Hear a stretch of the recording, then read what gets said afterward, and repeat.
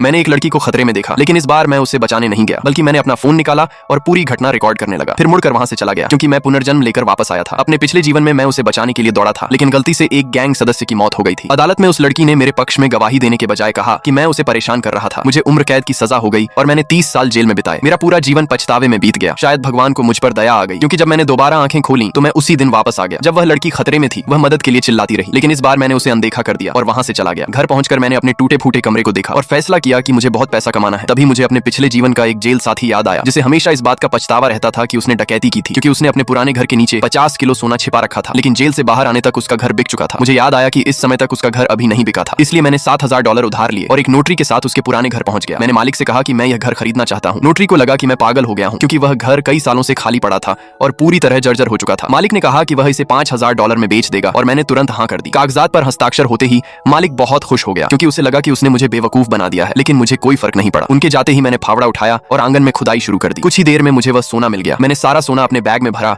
और एक्सचेंज पहुंच गया। वहां एक कर्मचारी ने मेरे कपड़े देखकर मुझे भिखारी समझ लिया और बाहर निकालने की कोशिश की। मैं गुस्से में आ गया और अपने बैग से एक सोने की ईंट निकाल ली। पूरा हॉल शांत हो गया। मैनेजर ने सोना देखा और तुरंत मेरा स्वागत करने लगा और मुझे वीआईपी रूम में चलने के लिए कहा, लेकिन मैं नहीं गया। मैंने सिर्फ उस कर्मचारी की तरफ देखा और मैनेजर ने उसी समय उसे नौकरी से निकाल दिया। संयोग से वही लड़की भी वहां मौजूद थी। जब उसने मेरे हाथों में सोना देखा तो मुस्कुराते हुए बोली कि हमारे बीच बस एक छोटी सी गलतफहमी थी और उसने मुझसे उसका बॉयफ्रेंड बनने के लिए कहा। मैंने उसकी तरफ देखा और कहा कि तुम बहुत बदसूरत हो। फिर बिना पीछे देखे वहां से चला गया। मैंने सारा सोना बेच दिया और मेरी कुल संपत्ति तुरंत $3 करोड़ तक पहुंच गई। तभी मैंने टीवी पर खबर देखी और मुझे याद आया कि जल्द ही जमीनों की कीमतें आसमान छूने वाली हैं। मैंने फैसला किया कि कीमत बढ़ने से पहले सबसे लोकप्रिय इलाकों की सारी जमीन खरीद लूंगा और इस शहर का सबसे बड़ा रियल एस्टेट कारोबारी बन जाऊंगा। मैंने फिर से नोटरी को बुलाया और हम पागलों की तरह जमीनें खरीदने लगे। जब उस लड़की को पता चला कि कोई व्यक्ति बाजार कीमत से भी ज्यादा दाम देकर घर खरीद रहा है, तो वह अपनी माँ के साथ अपना घर बेचने आ गई। मैंने बड़ी मात्रा में जमीन खरीद ली और वह अब भी मेरा मजाक उड़ा रही थी, ये सोचकर कि मैं बेवकूफ हूँ। फिर नए विशेष आर्थिक क्षेत्र परियोजना का प्रमुख वहां आया। उसने देखा कि उस पूरे इलाके की ज्यादातर जमीन अब मेरे पास है। उसने तुरंत मुझे होटल में बातचीत के लिए बुलाया